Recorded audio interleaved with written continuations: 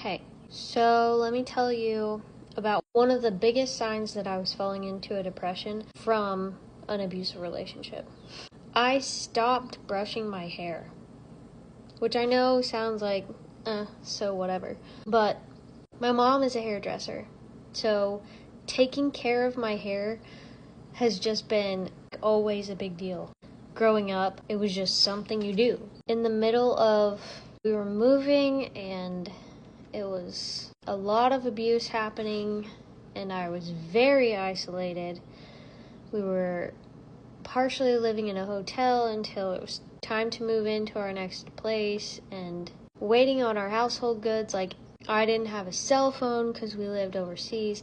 It was just a whole lot of isolation and no way for me to have an outlet or escape. I had absolutely nowhere to go, nothing to compare it to, no one to talk to. And I don't say all that to get you to feel sorry for me. I'm telling this story in hopes that if you're in this place right now, you can understand that it's not okay.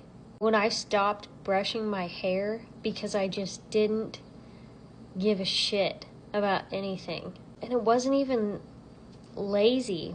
Although he tried to convince me I was being lazy because I stopped getting dressed up. I mean, I've obviously am not a super girly person anyway. All this makeup is mostly a filter. But it didn't really hit me that this was a big deal until we had gone to the mall after we got to the new place, and they had one of those kiosks in the middle where they will curl your hair with this new fancy straightener, and they're trying to sell you a straightener. Well, so he spent $200 on this straightener by the time it was all over with, and made himself out to be such a outstanding, perfect husband when really, looking back, I didn't see it at the time, but looking back, what he was trying to do was embarrass me because my hair was such a tangled mess. This poor lady had to not only curl I was washing it, like it wasn't dirty, but I just kept not brushing it. It was probably about to turn into dreads. Like, she might have saved my hair just by brushing it and making me realize that, oh yeah, I like fixing my hair. But it was his idea for me to go look at those straighteners and get my hair fixed in the middle of the mall for free, and then buy me a straightener. And at the time, I thought it was so sweet. Like, I was so blown away by the gift that he had given me. I don't know how to better explain it. That it was such a malicious act of kindness. And if you've been there, you know. Anytime they do something nice for you, it's not actually for you.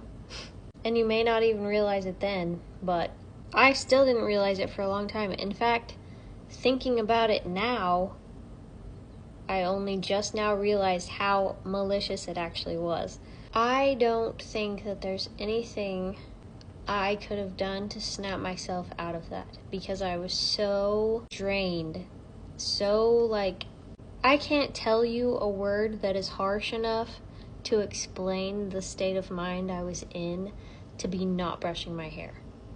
So maybe it's not a sign for everybody, but as a general rule of thumb, I guess, if you stop doing the things that you love to do, or you stop taking care of yourself, and you don't really see a problem with it, it's kind of sticky because some things become less important as you get older.